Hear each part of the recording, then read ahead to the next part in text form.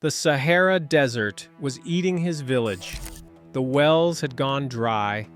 The soil had turned to a hard, cracked crust that nothing could grow in. Families were packing up and leaving for the cities because staying meant slowly starving. And in the middle of all of it, one man did something everyone around him thought was insane. He started digging small holes in the dead ground and planting trees in a place where trees had not grown in living memory. His neighbors called him a madman. Someone got angry enough to set his young forest on fire. 40 years later, that madman had grown a forest out of the desert, and the simple method he refused to give up is now holding back the Sahara across 2 countries. His name was Yacouba Sawadogo, and his home was in the north of Burkina Faso, in the belt of dry land just below the Sahara that we call the Sahel. In the 1970s and 80s, this region was hit by one of the worst droughts of the century. It lasted more than a decade, and the famine that came with it killed hundreds of thousands of people. The rain simply stopped. The land, already worn thin by overgrazing and too many people, died. Whole villages emptied out. The ground that had fed families for generations turned to blowing dust, and the desert to the north took it as an invitation, creeping steadily further south with every passing year. Yacouba had been making a decent living as a trader in the local market.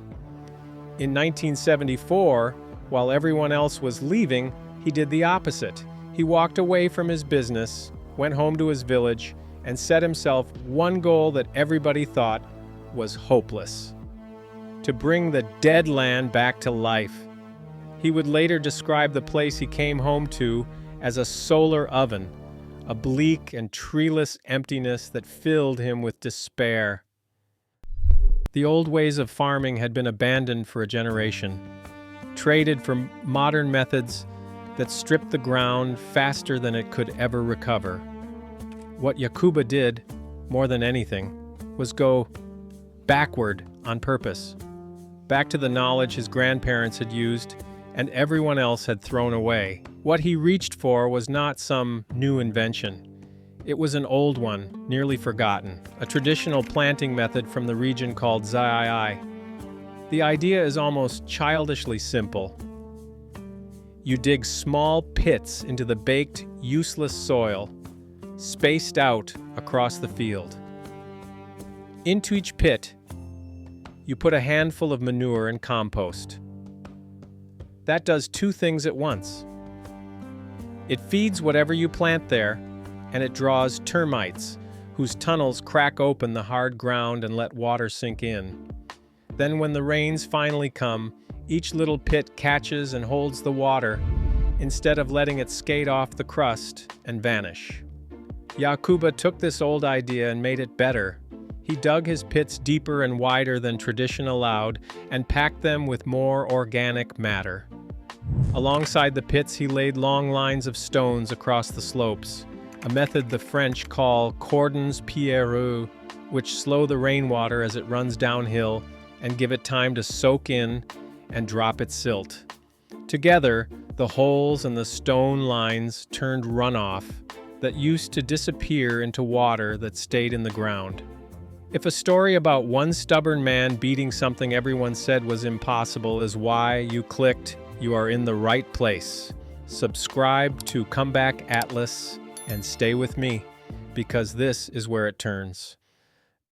None of it was welcomed at first. Preparing the land in the dry season the way Zai demands broke with how everyone around him farmed, and they mocked him for it. They called him a madman. At one point, someone set fire to the young trees he had fought to grow. Yacouba did not stop. He kept digging, kept planting, kept teaching anyone who would listen. And then the land itself answered for him. When another brutal drought struck in 1990, the farmers who had laughed watched their fields fail, while Yacouba's pits held enough water to bring in a real harvest. That was the moment everything changed. the mockery stopped. People started walking to his farm to learn. He began holding open days twice a year, where farmers from more than 100 villages came to trade seeds and learn how to dig the pits for themselves. Over 4 decades, working mostly by hand, Yacouba grew a forest of about 40 hectares on land that no one would even have claimed when he started. It holds more than 60 species of trees and bushes, along with returning birds and wildlife, and it is widely considered one of the most diverse forests ever created by a single farmer anywhere in the Sahel. The people around him call it the Forest of Wisdom, and the water came back with the trees. Across the areas where his methods spread, the underground water table rose by about 5 meters on average, and in some places by as much as 17. Wells that used to run dry for months every year began holding water all year long. Crop yields on treated land climbed in some places by as much as 5 times. Tens of thousands of hectares of dead ground were brought back to life across Burkina Faso and neighboring Niger. In 2018, the world finally caught up, and Yacouba was given the Right Livelihood Award, often called the alternative Nobel Prize, for the man who, in the words of the jury, vowed to stop the desert and did. By then, his story had traveled far beyond his village. A documentary film, titled simply "The Man Who Stopped the Desert," carried his name around the world and brought a stream of visitors and donations to his farm. Scientists who came to measure the forest found something they had not expected. Birds and small animals had returned to land that had been lifeless for decades, pulled back by the shade and the seeds and the water now held in the soil. Life had not so much been planted as invited home. And here's the part that turns one man's stubbornness into something much bigger. Yacouba was not alone. Around the same years, an Australian agronomist named Tony Rinaudo was working just across the border in Niger, fighting the same dying land and losing. Then he noticed something that had been hiding in plain sight. Under the barren fields, the old tree stumps were still alive underground, quietly pushing up shoots that farmers kept clearing away as weeds. So instead of planting new trees, Rinaudo taught farmers to protect and prune those living shoots, and let the forest that was already there grow back up on its own.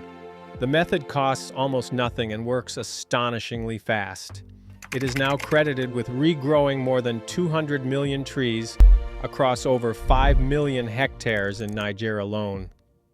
Rinaudo shared that same alternative Nobel with Yacouba in 2018. 2 men, 1 African farmer, and 1 Australian scientist, working the same simple idea from opposite ends, quietly brought back a stretch of the Sahel that the rest of the world had written off as gone.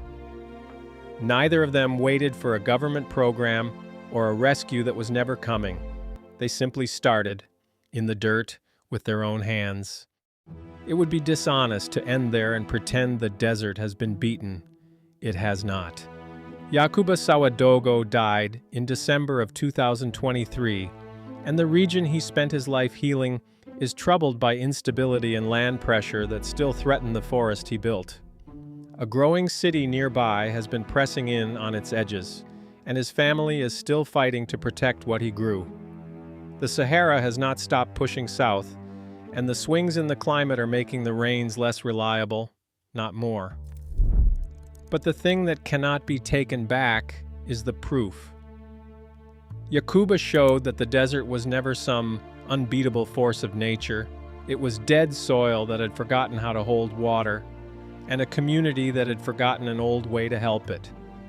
One man who refused to leave, armed with nothing more than a shovel and a technique his ancestors already knew, grew a forest where every expert saw only sand, and the method outlived the man who saved it. Right now, across Africa, farmers who never met Yacouba Sawadogo are digging the same pits and laying the same stones watching their own dead ground come slowly back to green. If you want more stories of dead places brought back by people who simply refuse to give up on them, subscribe to Comeback Atlas. There is a whole world of them, and we are only getting started.